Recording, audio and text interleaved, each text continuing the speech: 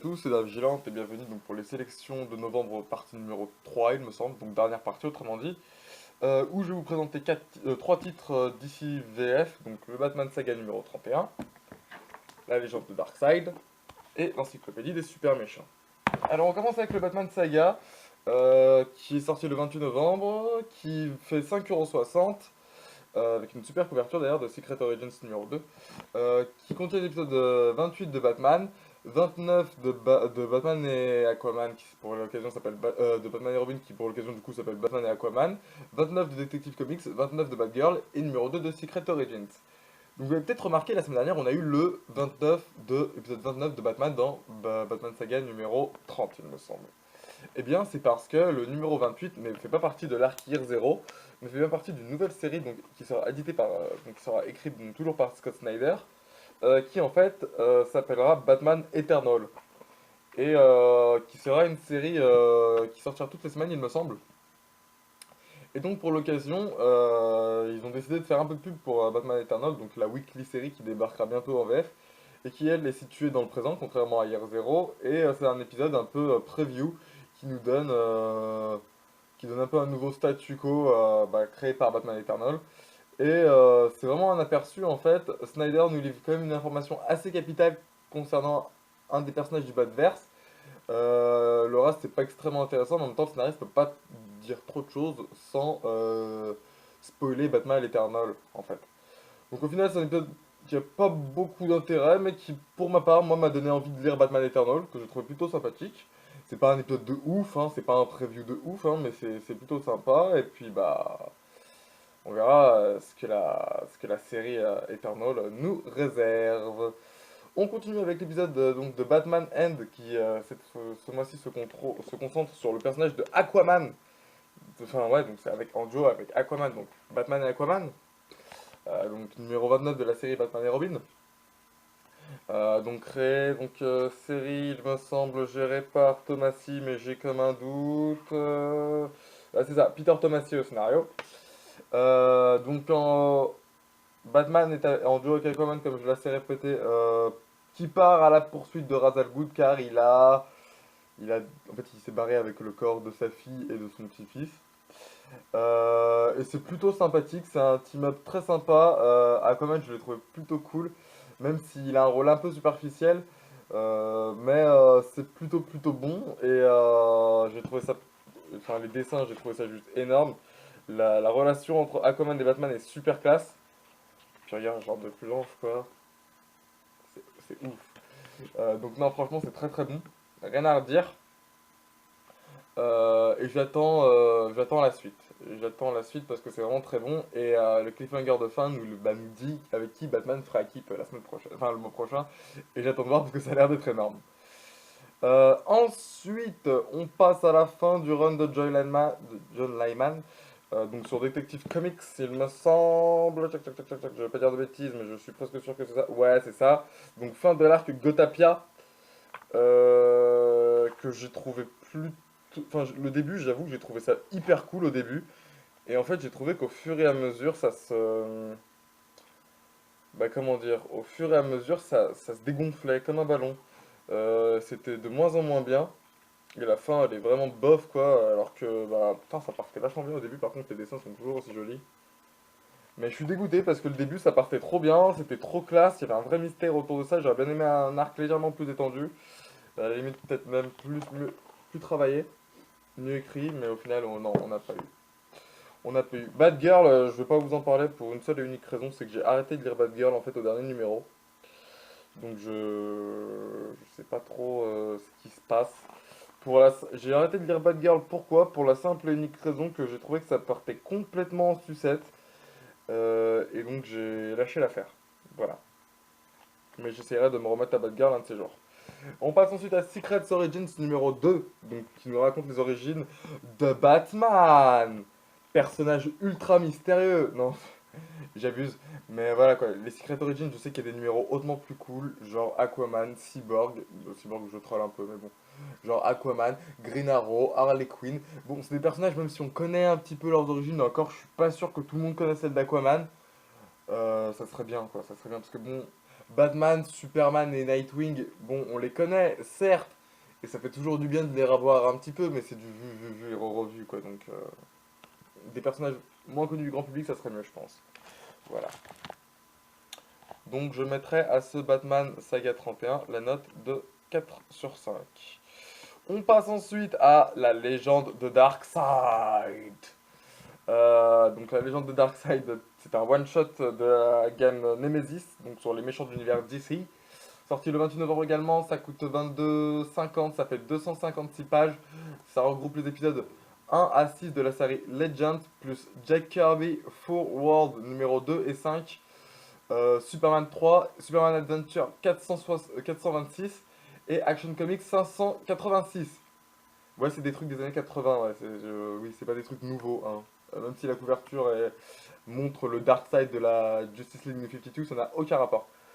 Donc c'est scénarisé par John Ostrander, Lane Wayne et John Byrne, et les dessins c'est John Byrne à 99%.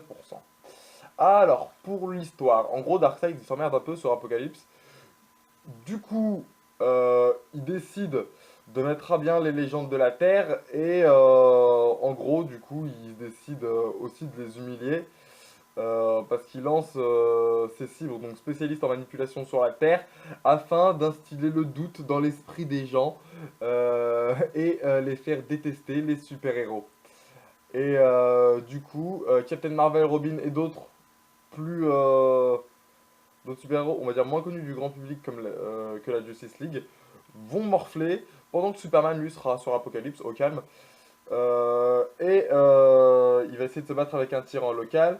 Et en fait, le scénario est vachement bien axé sur la capacité de Darkseid à faire le sale boulot et à manipuler sans trop en fait être dans le problème. Et ça évite un petit peu l'écueil du crossover bourrin. Mais il y a de l'action, il y a de l'action, c'est plutôt cool. Petit point négatif, c'est que donc, le personnage de Captain Marvel qui est assez présent dans ce récit, mais c'est bien parce qu'il y a un gros tour de l'univers d'ici, plus des trucs pas spécialement connus, donc c'est plutôt cool. Mais je sais de montrer ça, Captain Marvel qui est assez présent en fait dans le récit. Euh, donc là, Billy Banston pour ne pas le nommer. Et comment dire ça? C'est un personnage que j'aime bien. Mais là, il a la caractérisation, il a une caractérisation qui passe un peu du coq à l'âne sans raison. Bah en fait, d'un coup, il va être un petit peu genre journaliste, un peu jeune, mais pas mûr pour avoir un boulot. Et d'un coup, il va devenir un gamin apeuré qui va se réfugier derrière les poubelles pour pleurer quand sa copine l'a largué au lycée. Mais je suis un connard, hein. Mais je pense qu'à l'époque, c'était sûrement compliqué de faire la syntaxe entre le personnage de Captain Marvel et Billy qui a un enfant. Donc bon, ça devait être un peu compliqué, puis à l'époque ça devait passer simple. Autre petit bémol, intervention d'Orion qui sert à rien, qui va ils ont fait une action bénéfique pour le scénario, mais sans plus, quoi. Je veux dire, ça n'a pas impact de ouf, et c'est juste pour caser Orion. Mais vraiment, c'est juste pour le caser. J'ai trouvé ça bizarre. Mais bon, c'est pas mal, mais on retrouve quand même Darkseid.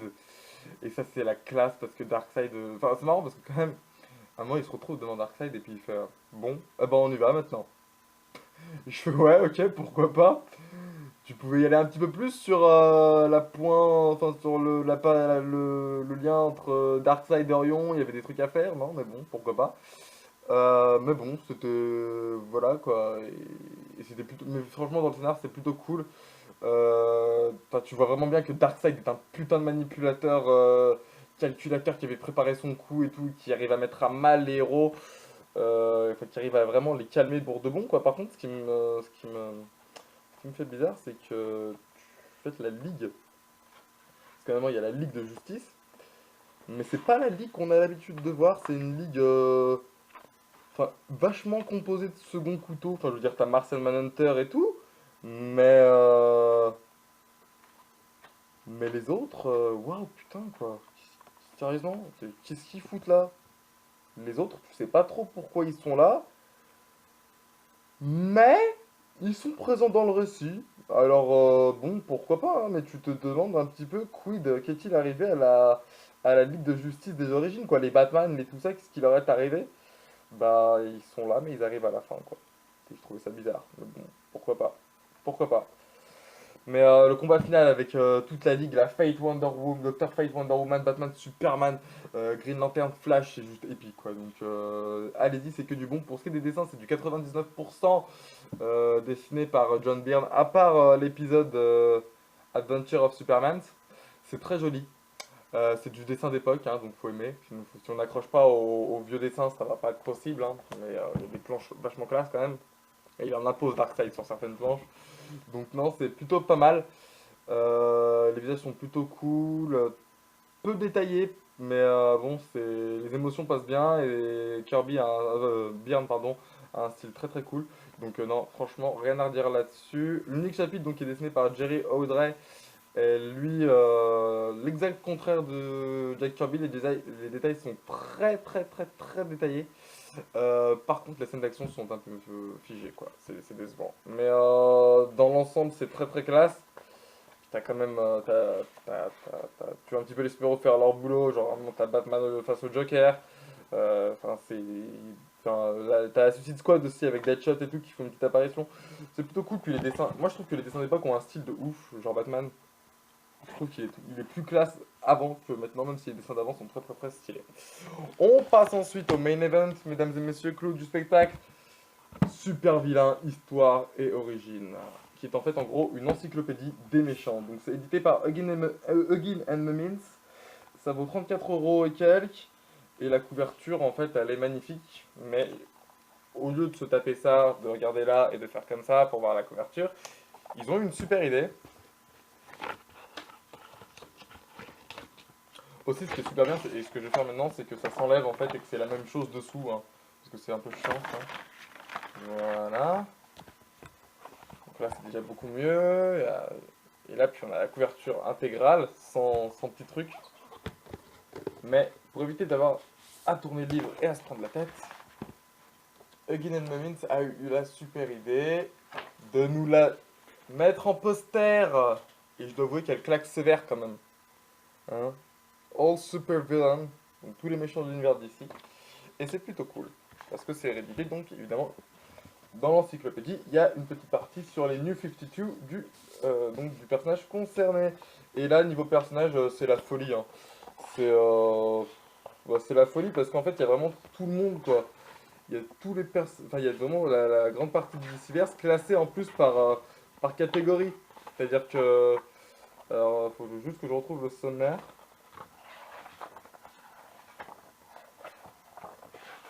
Sommaire.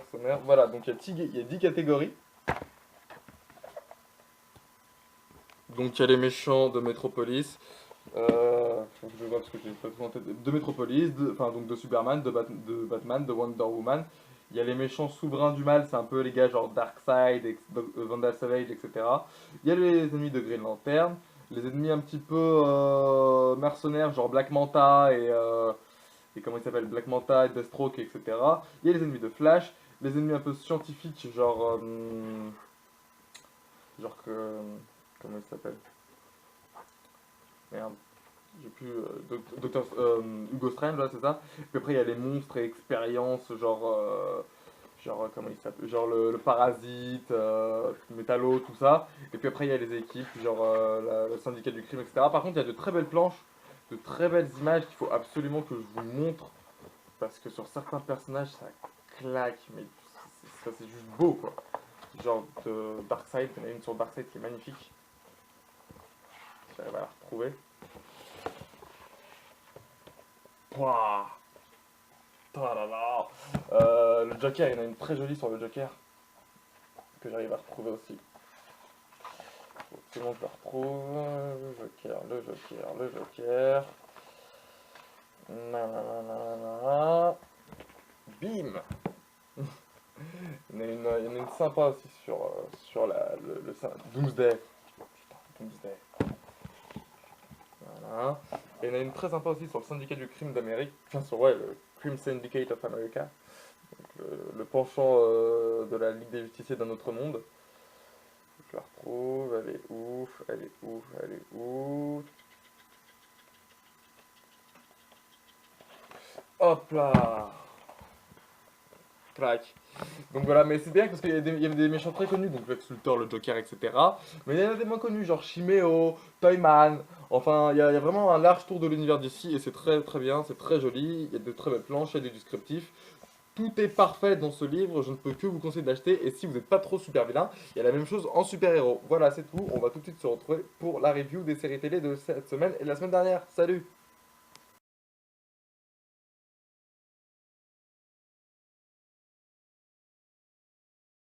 Bonjour à tous, bienvenue donc pour cette partie des reviews de séries télé. Et donc on va se faire la review d'épisodes 9 et 10 de Gotham, 6 et 7 de The Flash, et 5 et 6 de Constantine. Alors on commence avec l'épisode 9 de Gotham. Je place un petit peu la caméra. Hop là. Donc épisode 9 de Gotham. Donc alors les apparitions de Cobblepot font toujours aussi plaisir mais sont un peu courtes par moment, je pourrais trouver. Nigma est très rigolo, la guerre des gangs en trame de fond c'est très sympathique, ça donne vraiment envie de savoir comment ça va se passer. Et on a l'introduction d'un autre personnage des comics, j'ai nommé Harvey Dent, qui est très sympathique, même s'il n'y a pas trop de subtilité dans son jeu d'acteur, les producteurs se sont sentis obligés de nous mettre une pièce de, euh, de pile ou face. En fait ils jouent vraiment à pile ou face pour prendre une monnaie quoi, les gars s'en sentaient obligés, donc ils nous l'ont mis. Par contre, il y a un petit clin d'œil très sympathique à la série de 92 que j'avais trouvé très sympathique. Mais, je vous rassure, il y a encore de gros défauts. La palme des défauts s'est accordée à la relation entre Bruce Wayne et Selina Kyle, parce que j'avais dit que dans des précédentes reviews, ça me ferait très plaisir qu'il y ait une relation entre les deux, enfin du moins interaction. Et ça marche pas. Ça marche pas parce qu'en fait, si vous voulez, donc l'actrice, donc Carmen Bicondova, a 16 ans, je crois, et elle est censée jouer une gamine de 12 ans. Donc si elle veut. Et en fait, les scénaristes ont essayé d'en faire une pin-up. Parce qu'elle arrête pas de poser la question à Bruce Wayne tout le long de l'épisode. Tu veux m'embrasser? Tu veux m'embrasser? Tu veux m'embrasser? Et c'est hyper chiant au bout d'un moment parce que lui, il a l'air d'être en plus ultra teubé avec les filles. Donc, il sait même pas s'il veut ou pas. Et quand il a l'air motivé pour, bah ça marche pas parce qu'il y a Alfred qui arrive, donc ça lui casse son délire, etc. etc. Mais non, ça c'est le gros aspect de l'épisode qui marche pas en fait. Donc c'est décevant parce qu'en fait, pourquoi Selina se retrouve au manoir des Wayne? Car elle est témoin dans l'affaire du meurtre des Wayne. Et donc, Gordon la place en protection chez les Wayne pour éviter qu'on s'en prenne à elle. Tout un délire. Parce qu'ils sont encore persuadés que le meurtre des Wayne est une conspiration et que bah ils étaient pas là au mauvais moment, manque de peau. Alors qu'on sait pas. Mais du coup, voilà, et la relation entre Bruce Wayne et Selina Kyle, ça marche pas. Même Alfred, il a l'air tellement blasé. Donc non, ça c'est vraiment le gros défaut de l'épisode. Donc non, voilà. Mais autrement, l'histoire reste sympathique et la mise en scène est plutôt correcte. Mais à part la scène de fin, le cliffhanger qui est très ridicule. On passe à l'épisode 10 de Gotham, donc du coup, qui est une série avec des hauts et des bas, mais plus de bas en fait. Et là, ils ont touché le fond. Enfin, la semaine dernière, j'avais l'impression qu'ils avaient touché le fond. Et cet épisode s'ouvre avec une scène de départ qui rejoue la relation entre Bruce et Selina. Pourquoi vous faites ça? Et c'est super bizarre d'ailleurs cette façon qu'elle a de lui demander de l'embrasser à chaque fois. Ça me devient chiant. Ça sort de nulle part en plus. Comme ça, elle lui pose en. Ils sont en train de parler, d'un coup, elle lui fait: Tu veux m'embrasser? Qu'est-ce que t'as avec ça? Il faut se calmer, c'est plus possible. Hein.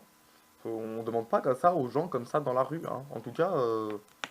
Je connais qui ont essayé, ça s'est mal fini pour eux. Hein. Bref, passons. Et Alfred, par contre, c'est très très bon dans cet épisode. Il a vachement un côté super flic, quoi, et c'est très très classe. Ça lui va très très bien. Ensuite, il y a des rapprochements sur la trame principale, enfin, sur l'enquête principale de l'épisode donc, que Jim Gordon enfin, mène, quoi, et on attend toujours de connaître la vérité. Quelques bouleversements dans l'univers. L'absence totale de Barbara, ça fait tellement, donc de l'actrice qui joue Barbara Gordon, ça fait tellement du bien parce que ce personnage est insupportable. Le rythme par contre est très très bon, même si dans les dernières minutes il part un peu en vrille comme ça. Par contre, il y a quelques problèmes au niveau des caméos, il faut arrêter les caméos, c'est plus possible. Alors qu'on nous cite des trucs genre Blackgate, ou dans l'épisode de 8, Tommy Elliott ou Sionis, je veux bien.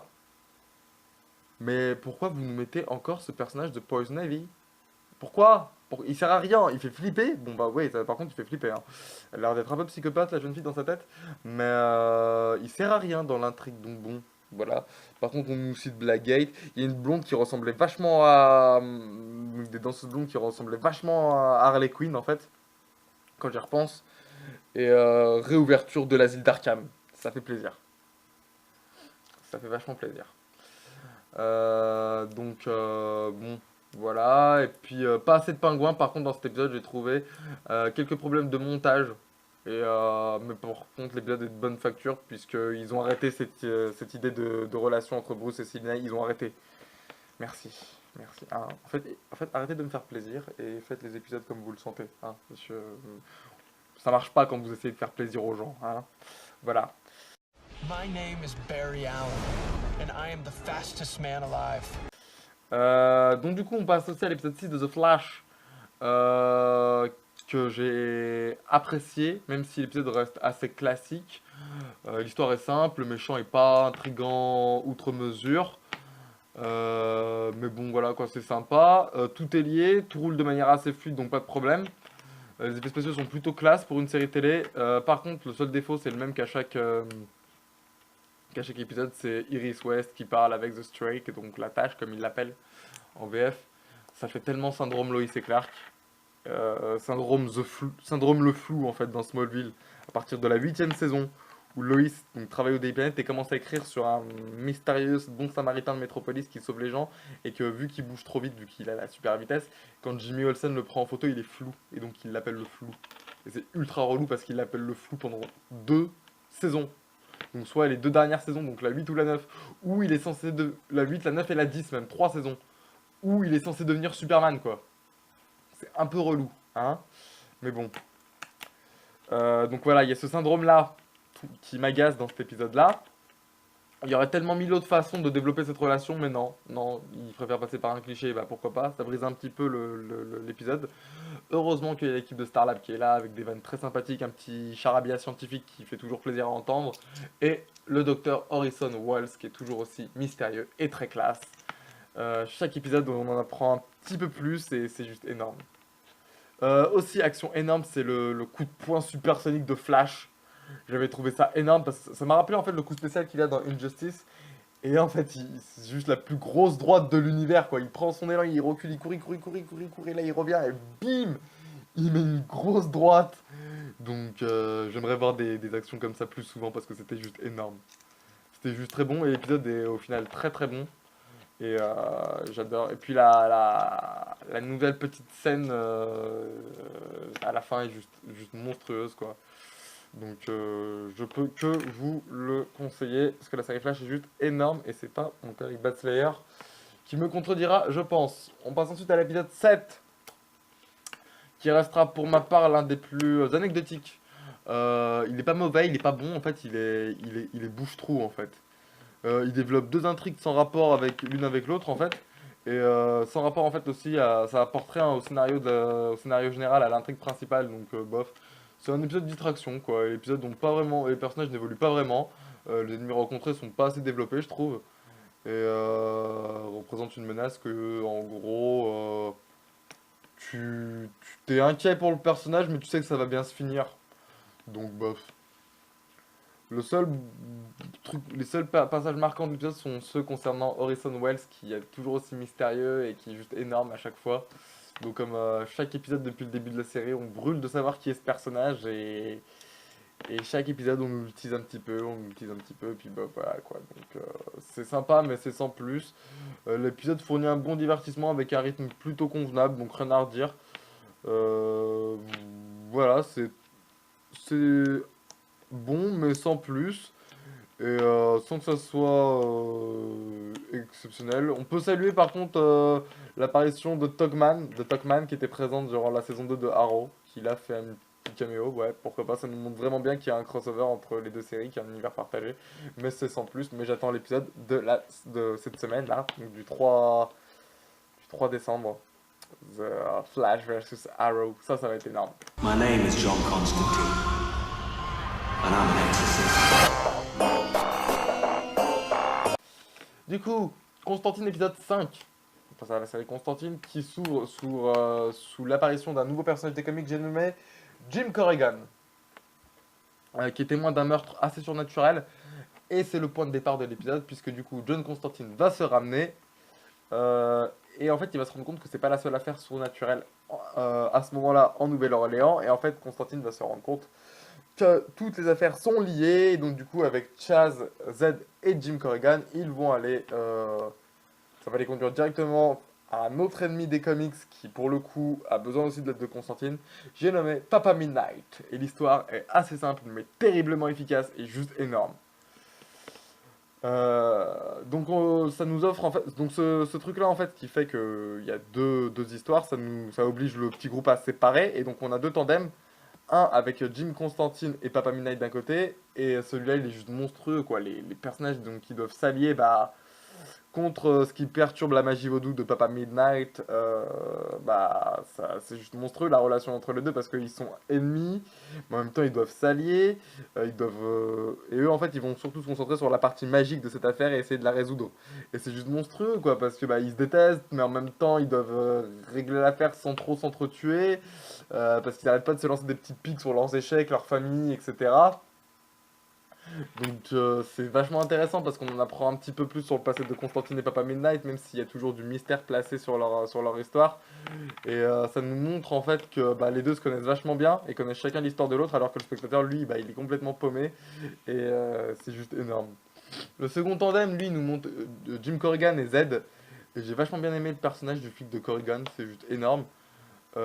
Qui découvre bah, l'aspect surnaturel du monde dans lequel il vit. Et on voit clairement qu'il est pas mauvais, qu'il veut vraiment aider les gens, qu'il compte vraiment bien faire son travail, etc. C'est juste quelqu'un de bon, quoi, qui est de l'équipe malgré au fait qu'il soit complètement dépassé par tout ça, quoi. Et c'est juste assez énorme. Le personnage est très bien développé, c'est juste monstrueux. Et le truc intéressant, en fait, c'est qu'il vient se greffer à l'arrivée du personnage bah, qu'il est plus tard dans le comics, et en plus il a l'air de savoir quelque chose sur le passé de Z, mais il en dit rien. Il en dit rien, il dit juste pour l'instant qu'elle a changé de nom. Bref. Euh, je le sens bien là, le coup de Zatanna, je sais pas pourquoi. Bref, passons. Et l'avantage en fait de travailler sur une histoire bah, qui est fait en deux parties, donc d'un côté celle avec Jim Corrigan et d'un côté celle avec enfin, Jim Corrigan et Z et l'autre celle avec Constantine et Papa Midnight, c'est qu'au final on a deux cliffhangers, surtout celui du côté de Z qui nous propulse un peu plus loin dans l'avenir d'un des personnages qui est juste... Enfin, il est énorme le cliffhanger qu'il y a dans ce truc-là, quoi. J'avais trouvé, dans cette partie-là, j'avais trouvé juste excellent, quoi. Et celui du côté de John Constantine, donc le Masters of Dark Arts, est aussi plutôt sympathique et le fil rouge est démêlé tout au long de la saison et c'est assez énorme. Et pour vous dire à quel point cet épisode, je regarde pas souvent plusieurs fois les épisodes d'une même série, mais celui-là je l'ai regardé deux fois parce qu'il est juste énorme, quoi.